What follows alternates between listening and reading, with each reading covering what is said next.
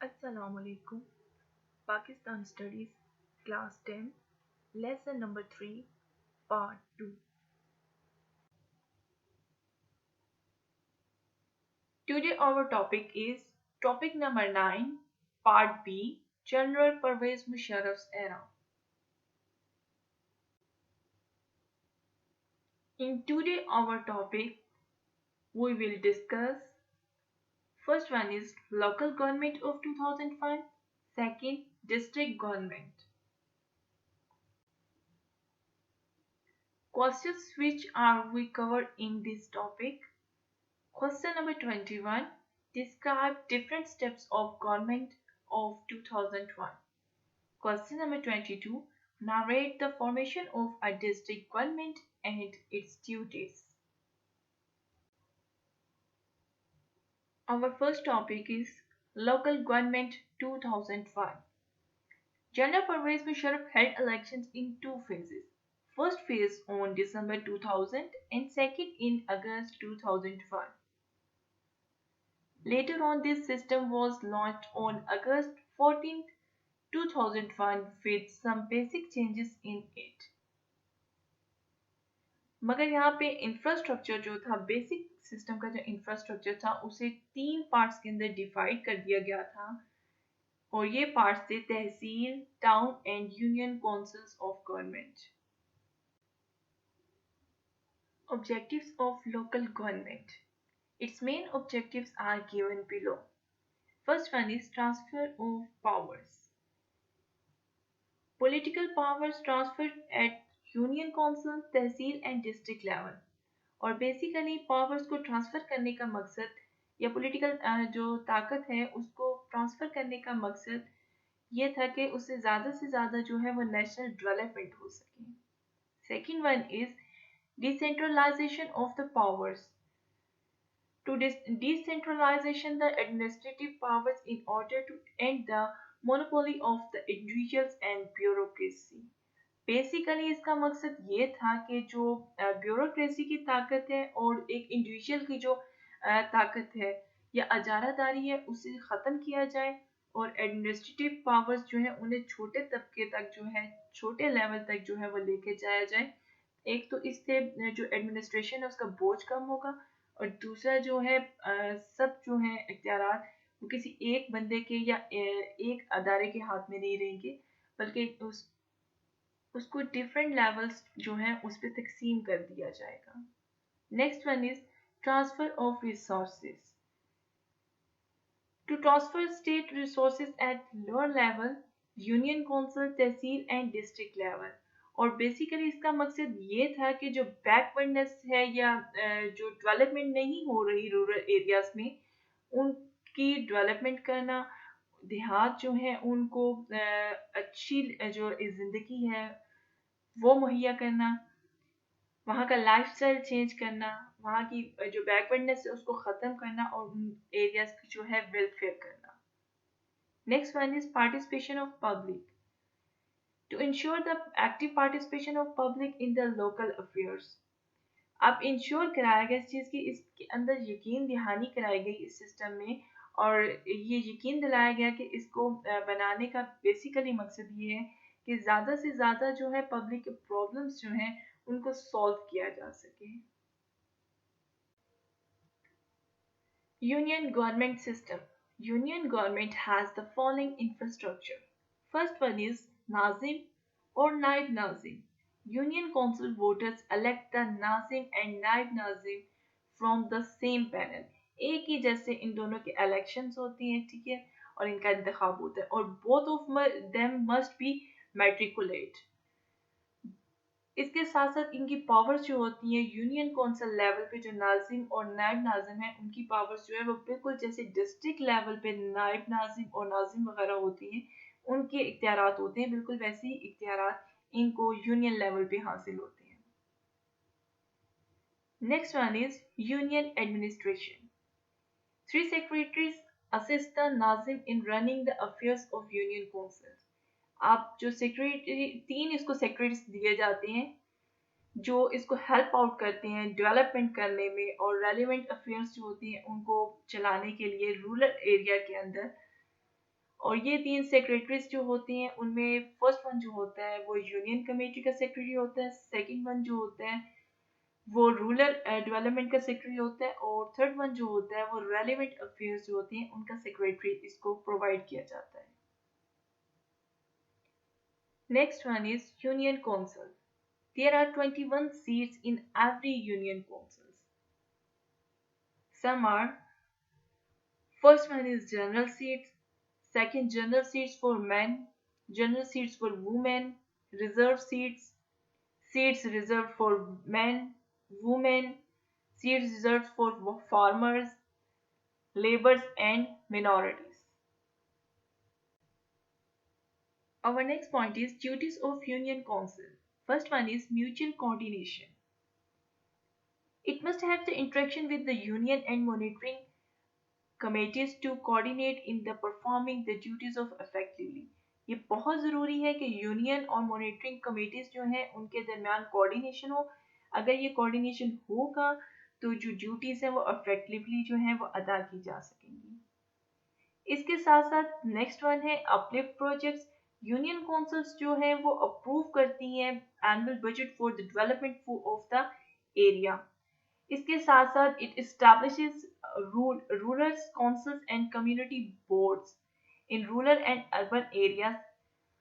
Both areas के अंदर जो बोर्ड्स हैं उनको एस्टैब्लिश करना और उसके साथ साथ डिफरेंट काउंसिल्स जो है उनको एस्टैब्लिश करना यूनियन काउंसिल का काम होता है। Next one is provision of facilities and security. Provision of facilities like construction of roads, bridges, government buildings, canals, etc.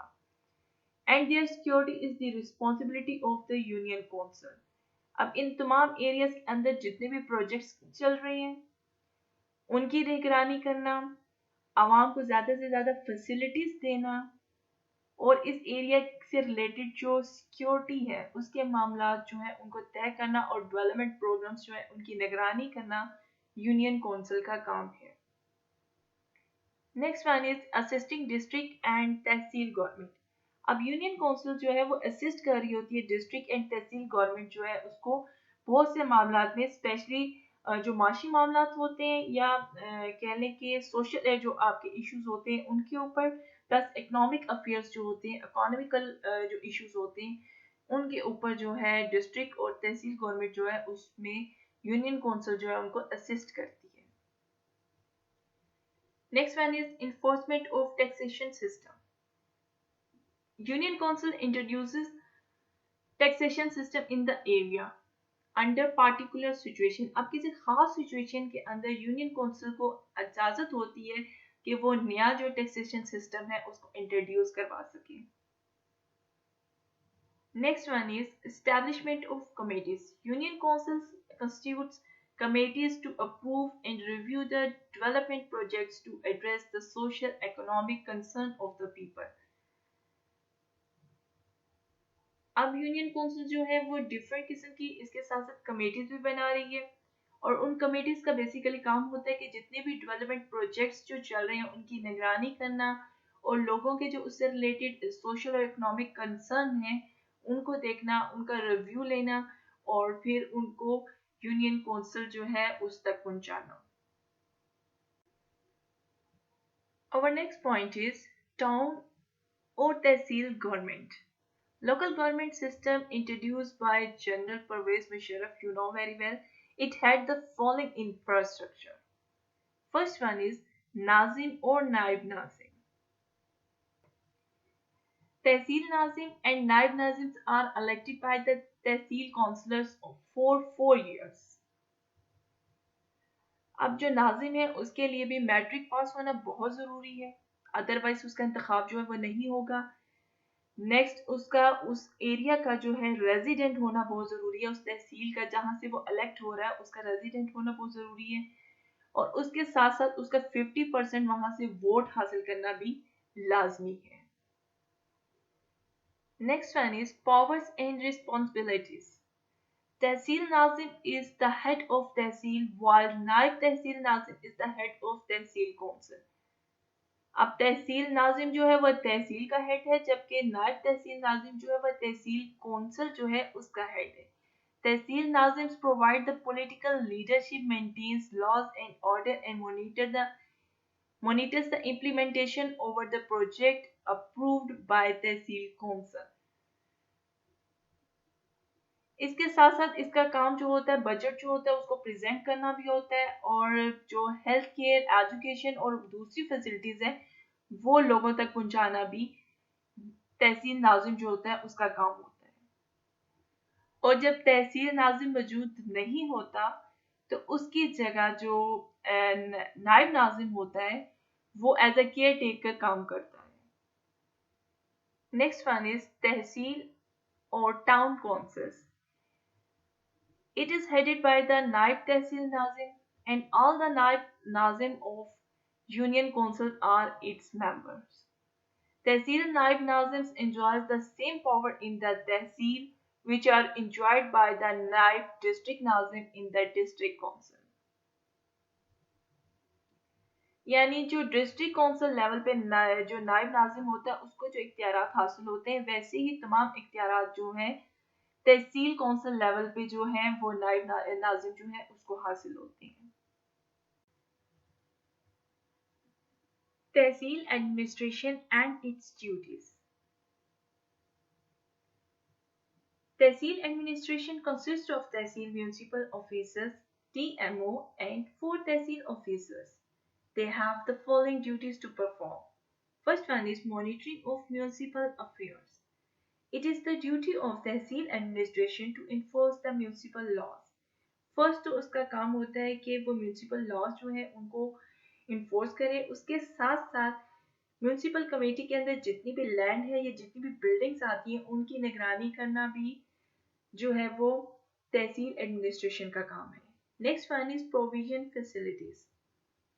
It is the duty of tehsil administration to provide facilities of water, sewerage, concrete roads and street lights, यानी जितनी भी उस area के अंदर facilities हैं, public facilities, वो सारी provide करना तहसील एडमिनिस्ट्रेशन जो है उसका काम है। Next one is financial affairs.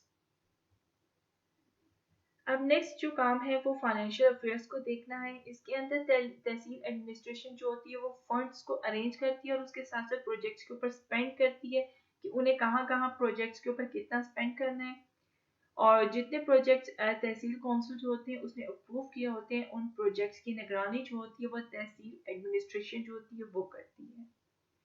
इसके अलावा it also maintain the accounts of the income and expenditures. Next one is other affairs. It makes welfare projects in the tehsil and monitors the repair and construction work of the government buildings.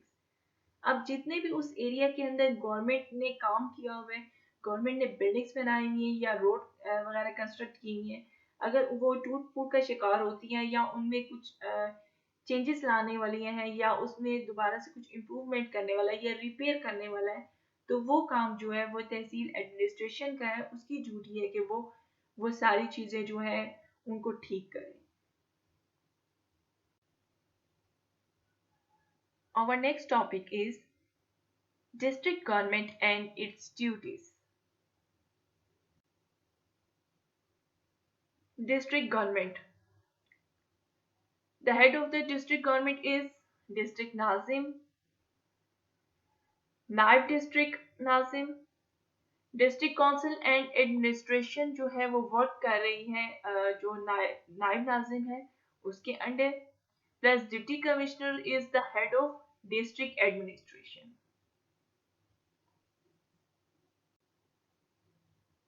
Review of the district government. The review of the district government is as follow. First one is district नाजिम। As you know, the head of the district government is the district Nazim, or he was elected by the district council for 4 years. अब candidate जो है उसका matric pass होना बहुत ज़रूरी है इस पोस्ट के लिए, प्लस उसका उस डिस्ट्रिक्ट का रेजिडेंट होना भी बहुत ज़रूरी है, प्लस इसके साथ साथ जो है वो कैंडिडेट जो है वो अपने एरिया में कम से कम 50% जो है वो सीट्स जो है या 50% जो है पॉपुलैरिटी जो है उसको हासिल होनी चाहिए, उस कैंडिडेट को सक्सेसफुल माना जाएगा। अब जो डिस्ट्रिक्ट नाजिम है उसकी जो रिस्पॉन्सिबिलिटीज, उसकी ड्यूटीज जो है basically provides political leadership, improves laws and order situation and implement the uplift projects। Plus उसकी रिस्पॉन्सिबिलिटी है कि जो एनुअल बजट है उसको पास करे, उसके साथ साथ प्रोवाइड करे एजुकेशन एंड हेल्थ फैसिलिटीज अपने लोगों को। नेक्स्ट वन है नायब डिस्ट्रिक्ट नाजिम। नायब डिस्ट्रिक्ट नाजिम का भी इंतखाब जो वो डिस्ट्रिक्ट काउंसिल्स करती हैं और वही 4 years के लिए उनका इंतखाब होता है। सेम उसी प्रोसीजर से जिस तरह से डिस्ट्रिक्ट नाजिम का इंतखाब होता है वैसे ही नायब डिस्ट्रिक्ट नाजिम जो है उसका इंतखाब होता है। और बेसिकली इसका काम ये होता है कि डिस्ट्रिक्ट नाजिम अगर मौजूद नहीं है तो उसकी एब्सेंस में एज अ केयर टेकर जो है वो डिस्ट्रिक्ट नाजिम परफॉर्म करेगा। Next one is district council. District nazim जो हेड होता है डिस्ट्रिक्ट काउंसिल का। All the nazims of union councils are the members of the district council. और जितने भी काउंसिल्स के मेंबर्स होंगे वो वहाँ की जो पॉपुलेशन है उसके मुताबिक होंगे, जिसके अंदर डिफरेंट डिस्ट्रीब्यूशन की जाती है। For example 33% seats are reserve for the women, 5% for the farmers, 5 for the minorities in the district councils।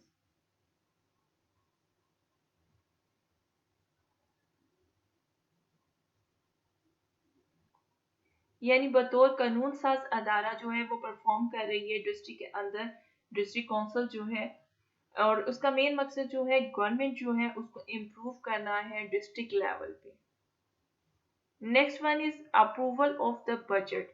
इसके साथ साथ डिस्ट्रिक्ट काउंसिल जो है अप्रूव करती है the annual budget for the development projects and the other activities.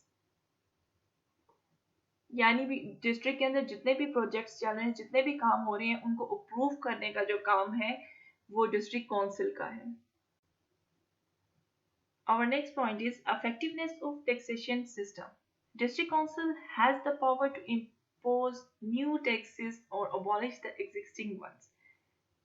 यानी district council जो है उसको ये राइट मुकम्मल तौर पे हासिल है कि वो कोई भी न्यू टैक्स जो है वो लागू कर सकती है डिस्ट्रिक्ट के ऊपर, और उसके साथ साथ जो कोई पुराना टैक्स लगाया गया है उसको ख़त्म भी कर सकती है। Next one is control over the administration. अब डिस्ट्रिक्ट काउंसिल जो है वो स्टेप्स ले सकती है to improve the performance of the administration and also monitor the performance of district administration.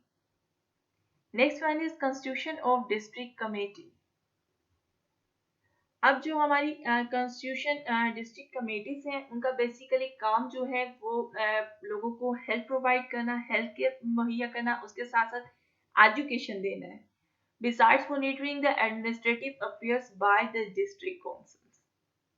Next one is proposals and approval of the projects। One of the main functions of the district council is approve the proposals for the uplift of the projects। यानी जितने भी projects हैं उनके लिए उनको पेश करना और उनको अप्रूव करना जो है वो डिस्ट्रिक्ट काउंसिल का काम है। अब डिस्ट्रिक्ट एडमिनिस्ट्रेशन जो है the head of the district administration is an officers of grade 19 और 20, और ये कहलाते हैं coordinator officers, district coordinator officer. और डीसीओ जो है उनको प्रोविजनल गवर्नमेंट जो है उनकी तरफ से जो है अपॉइंट किया जाता है, प्रोविजनल गवर्नमेंट जो है उसकी तरफ से अपॉइंट करते हैं। और हर डिपार्टमेंट जो है every department has its own head, और ये असिस्ट कर रहा होता है डीसीओ को, और ये कहलाते हैं एग्जीक्यूटिव डिस्ट्रिक्ट ऑफिसर्स, जो हेड होते हैं डिफरेंट डिपार्टमेंट्स के, उन्हें जो है एग्जीक्यूटिव डिस्ट्रिक्ट ऑफिसर्स कहा जाता है। और जो हर एवरी डिस्ट्रिक्ट एडमिनिस्ट्रेशन जो है आगे फर्दर जो है 12 जो है डिपार्टमेंट्स उसके अंदर डिवाइड किया गया है। Next one is departments of district administration. अब डिस्ट्रिक्ट एडमिनिस्ट्रेशन जो है उसके अंदर 12 डिपार्टमेंट्स होते हैं, और वो कौन कौन से होते हैं? For example, human resource, rural development, education, health department, civil defense department, governance department, information technology department, law, literacy department, finance department, agricultural department, and revenue works services department. Powers and functions or responsibilities of DCO. First one is inter-department coordination. DCO maintains coordinations with all the departments. Basically निज़ाम को चलाने के लिए तमाम departments को एक link के साथ बांध के रखा जाता है और वो लिंक बेसिकली हमारा जो डीसीओ होता है वो होता है। उसका काम होता है कि तमाम डिपार्टमेंट्स को रूल्स और रेगुलेशन जो है लॉज जो हैं उनके मुताबिक चलाएं। Next one is establishment of efficient administration. Next जो डीसीओ का काम है वो ये है कि DCO makes policies to make the administration efficient. ऐसी पॉलिसीज बनाता है जिससे एडमिनिस्ट्रेशन जो है वो अच्छे से काम जो है वो कर सके। Next one is assistance to district नाजिम। बेसिकली डीसीओ जो वो असिस्ट कर रहा होता है डिस्ट्रिक्ट नाजिम को उसकी एडमिनिस्ट्रेशन के अंदर और फाइनेंशियल अफेयर्स जो होती हैं उनके अंदर जितनी भी सपोर्ट उसको चाहिए होती है, जितनी भी हेल्प चाहिए होती है, वो डीसीओ जो है वो प्रोवाइड करता है। Next one is preparation of budget.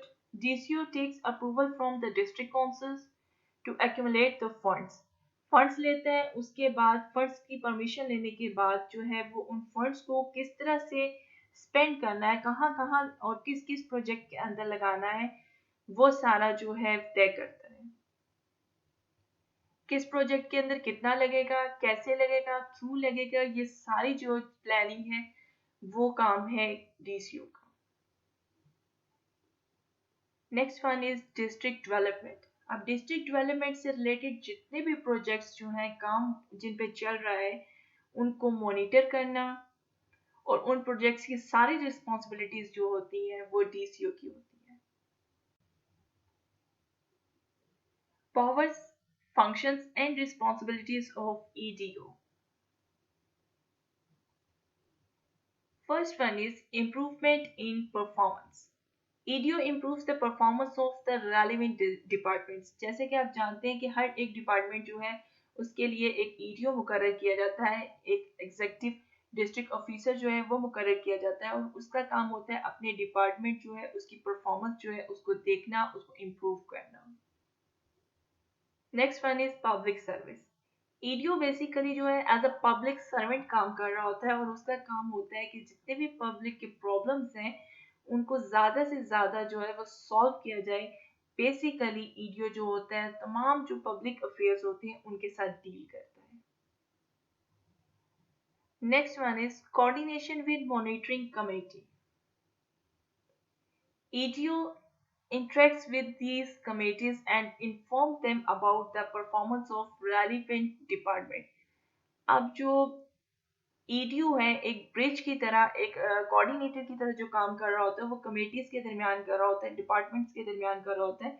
उसका काम होता है कि जो डिपार्टमेंट से रिलेटेड कमेटीज हैं उनको जो है इंफॉर्मेशन दी जाए और उनको मॉनिटर किया जाए, उन्हें इन्फॉर्म किया जाए, तमाम डिपार्टमेंट्स जो उनसे रेलिवेंट हैं उनके अकॉर्डिंग उनकी कारकर्दगी के बारे में बताया जाए। Next one is enforcement of laws and taxes. EDO जो होता है जितने भी फेडरल और प्रोविजनल गवर्नमेंट की तरफ से लॉ जो टैक्सेस जो हैं वो इन्फोर्स किए जाते हैं उनको देखता है और प्रोविजनल जो टैक्सेशन सिस्टम होता है उसके बारे में तमाम इंफॉर्मेशन जो होती है वो उसके पास होती है और टैक्सेस से रिलेटेड जितने भी लॉज हैं उनको इन्फोर्स करने का काम जो होता है वो ईडीओ का होता है। Next one is planning to make such plans that improves the performance of the department। ज़्यादा से ज़्यादा वो प्लान करते हैं, चीज़ों को चार्ट आउट करते हैं, प्लानिंग करते हैं प्रॉपर ताकि जो डिपार्टमेंट्स हैं उनकी परफॉर्मेंस को ज़्यादा से ज़्यादा बेहतर बनाया जा सके। Okay students, Today your home task is learn the question number 21 and 22.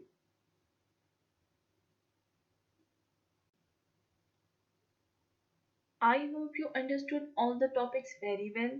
Complete your home task on time. Thank you.